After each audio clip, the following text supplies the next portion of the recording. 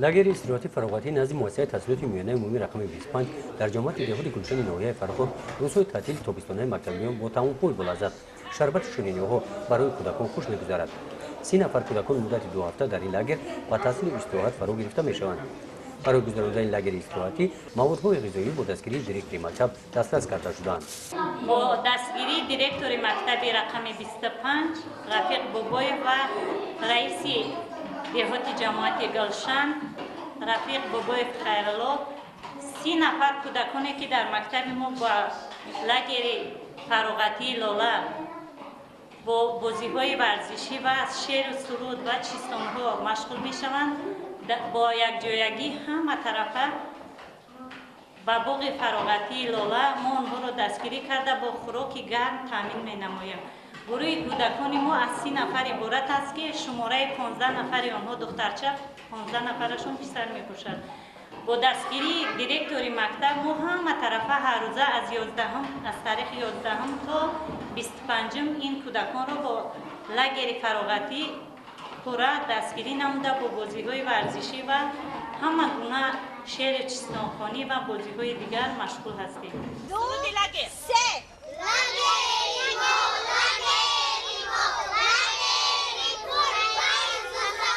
لاگر استراحتی نزد مکتبی از روی نقشه معین فعالیت کرده در اینجا کودکان با بازی‌های شوق‌آور جلب کرده می‌شوند این بازی‌ها با راه بلدی مربی خوب می‌گذرند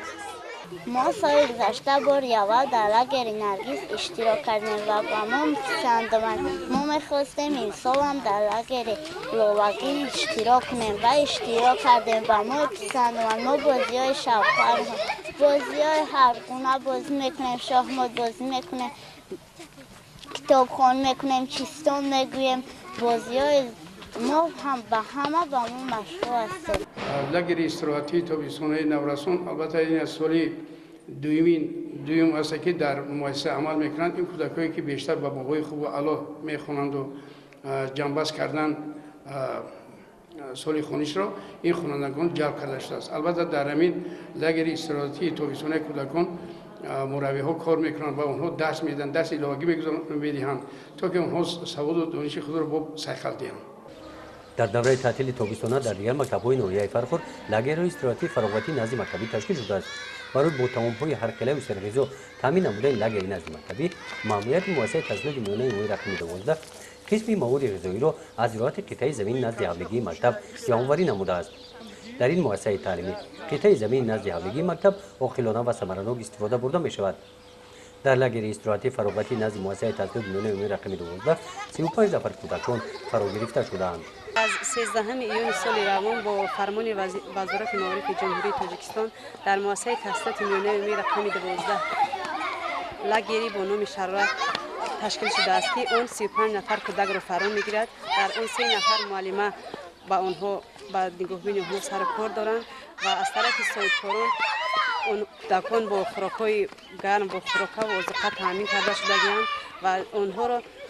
در آشخانه مکتب 2 وقت از ساعت 8 چای سحر و در ساعت 12 خوراک نصف روزی داده می شود و معلمه ها با آنها مشغولیت ها میگذرانند و لاگر از ساعت 8 سحر سر شده تا ساعت 4 بیگاه دوام میکند.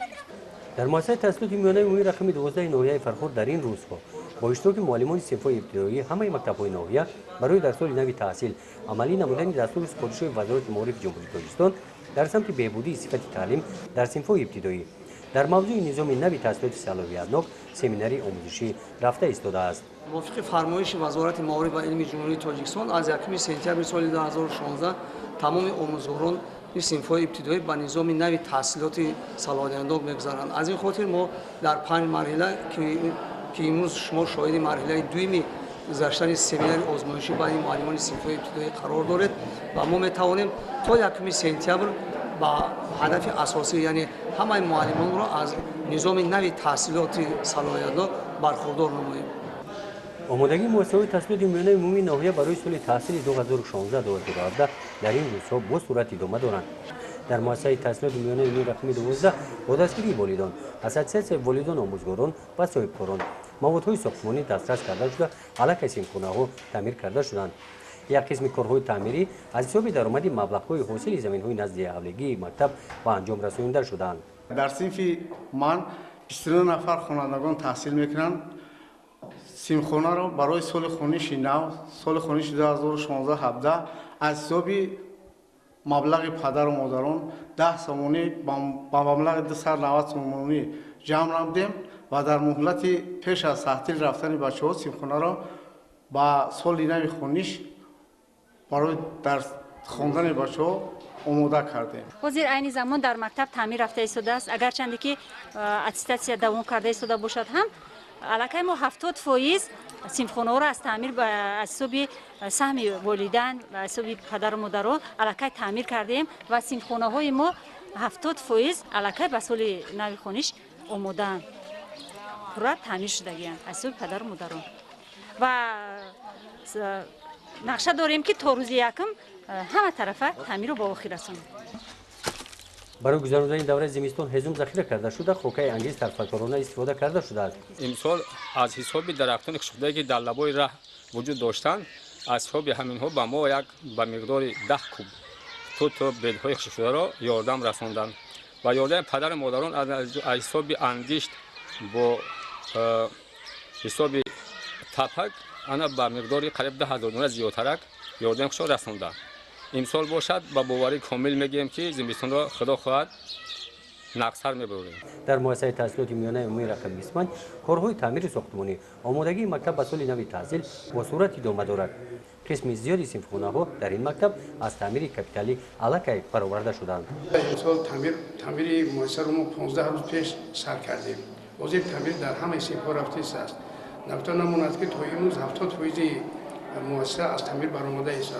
در پیش از بس که 25 سالگی سرپرست جمهوری تویستان است این جشنواره بزرگ است. ما برای جشنواره بزرگ یک تحفه